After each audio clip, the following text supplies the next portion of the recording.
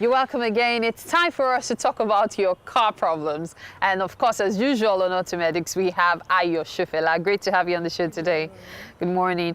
Today we will be talking about car battery issues, right? Exactly. Okay, so tell me more. Like, I'm a greenhorn, just like the color of the battery, when it comes to batteries. Tell me about the issues that are associated with batteries. All right, so this is what a standard car battery looks like, Okay. except on German cars where you have longer batteries, or the hybrids that you have a bigger battery with higher voltage. But on a regular everyday car, this is what you'll find there. Okay. Now looking at this, we have two terminals, Okay. positive terminal, negative terminal. How can you tell the difference? It's usually labeled there. You have a minus Because sign. I thought because and this one is stout and this one seems a little slimmer. Now, apart from that, you have a negative sign Okay. and a positive sign. That tells you the negative terminal and the positive Do terminal. all batteries have that sign? Yes. They always make sure they put it there so you don't cross terminals. If you do that, you could damage something on the car. Okay. Okay. So with this now, one of the problems that we'll be facing as car owners on a daily basis is corrosion building up around here. I don't know Corrosion? if Oh, you've wow. noticed some whitish things that usually grow around the battery. It's actually corrosion. And one thing that causes that is when the battery terminals are not tight around this. Oh, okay. So you actually have space where it can be shifting around gradually, the gradually. You vehicle have a is chemical moving. reaction going on there, and then corrosion builds up. That can hinder the car from starting in the morning. So that's part of what causes the whole not starting and then you having to tighten bolts and all. Exactly, and then you see people come around and they're hitting the terminal, trying to shake it around and tighten it. Okay. It's the corrosion that has built up around the terminal. It's creating a resistance between this and the terminal on the vehicle. So for your battery to last longer, it's best to always make sure it's tightened Always before make you sure start it's tight. it. Then you can go further by putting grease around it. Oh, really? You can grease your battery? You can grease I your didn't know battery, that. yeah. If you put grease around it, it will never grow corrosion. So even when it's loose, at least the you grease can put help grease it, there, that so will you help never it. have that issue. Oh, wow. So what else? Tell me more. Then another thing is the battery swelling. You see cases where That happens with phones as well. exactly.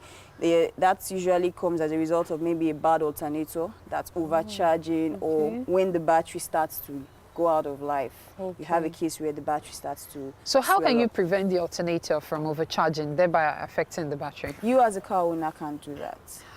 When the alternator is gradually going bad, it's definitely going to start either undercharging or overcharging, just like a phone charger. Okay. When it starts going bad, you're going to have that issue. So you cannot prevent that. It's definitely going to happen at some time in the car life. Okay. Okay. So Exactly. there's nothing you can do about There's nothing it. you can just do have about to. that. The only thing that notes. you could do as a car owner is once in a while take your car to your mechanic or electrician. Then they run a test on the alternator Okay. and they check it for you periodically like that. So they Okay. tell you when it starts going bad. We should probably talk about the alternator some other time. Exactly. But still on the batteries, is there any other kind of problem we should look out for? Battery fluid. You see this mark here? You usually have a green light in there that tells you when the battery is still okay. Okay, when it's powered, Abby? Not when it's powered, just like this. If you look down there, you see a Okay, green light let me telling you see. the battery is actually fully charged, just like Oh, this. okay. Now, when the battery starts to go bad, the fluid starts to go low, that light turns white. It turns white. Yes. So it begins to go low. The fluid starts going low. Over time, the light goes white or Okay. grayish color, depending on the manufacturer of the battery. Okay, and the moment that happens, you know you have to change the is battery. gone. You have to change the battery. Aha. What causes that? Is there any way to There's slow nothing down you the can process? do about that. It's just the way batteries are. Okay, say for example now, is there something a car owner does that will probably speed up that happening, or it's just something that It's with just something time that will happens. happen? You could buy inferior batteries, where Okay. after maybe 3 months it happens, or you could just buy a good battery and then maybe after a year or two it happens. So how long should a standard battery last? A year, 2 years, sometimes 3 years, depending on the manufacturer of the battery. So it's, well, especially for a brand new car, you should change your Should go like 3 years. 3 years. Yeah. So you should change your battery every 3 years, especially when you get quality batteries, Quality right? battery. Okay. Except the car itself has issues. There are cases Okay. like the alternator I've been mentioning. There are cases where the car has electrical issues and it damages the battery quickly. Electrical issues also damage the battery. Yeah. How? Okay, take for instance, you have something staying on in the car. You see people that park their car overnight, the next morning the car is not starting. Yeah. Terminals are tight, but then you get in the car and find out that you're just trying to crank it and it's not starting. You get another battery and put, it starts. By the time you get to your electrician, he's going to tell you have what we call a parasitic drain. Okay. That means something is staying on. Sometimes it could be the radio and you don't know. Oh, It okay. won't be making noise, but something inside the radio is staying on. Sometimes it's the dome light, that's the lights, inner lights, stays on. Sometimes it's headlamp, sometimes it's the security, and it just keeps draining the battery. If it But keeps, that doesn't spoil the battery, does it? it will do that eventually. Oh, If okay. it keeps draining, it gets to a point where the battery is just bad. Oh, it's just like phones again.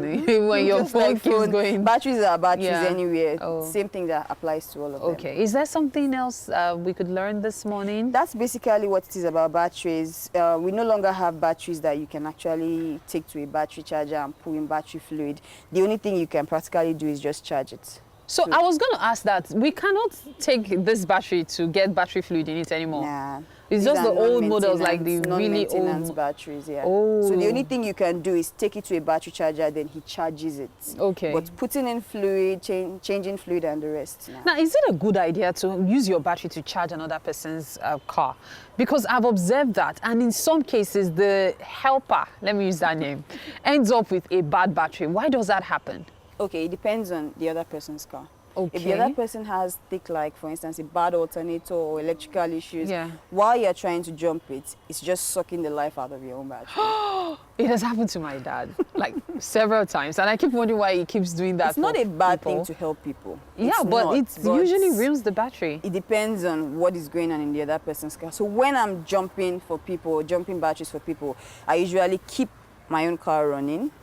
So that's That the way best my battery is still charging and I'm jumping for the person at the same So time. if you keep your running. engine running, it helps prevent any issues from the other car. alternator is still charging this. There's a regulator on the alternator, so okay. you don't have.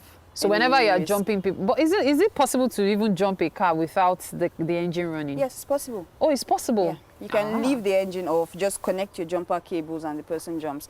Sometimes they finish doing that and you can't start your own car Yes, exactly. That's what happens sometimes. because it has drained your battery. So Oh, it's, wow. when you have your engine running, the alternator keeps the battery charged. Yeah. The regulator keeps it regulated so you don't have any issues and the other person safely gets their car done. Fantastic. But nowadays you have this mobile jumper cable. Yeah. I don't know if you've seen it. There's a mobile jumper cable that can actually jump a car. It's without like a power bank. yeah, without So having to you use don't somebody have to else's start car. worrying about somebody else's Okay, car. okay, fantastic. All right, learned quite a number of things this morning, haven't we? Talking about batteries. Okay, so I'm going to make sure I don't jump cars. I'm sorry, but I want my battery life. I to didn't say last. that. Yeah, you didn't say it, but I have to say it. Just be careful when you're jumping people's cars, Exactly. or keep your engine running, as she said. Thank you so much for being on the show this morning, Ayo Shufela.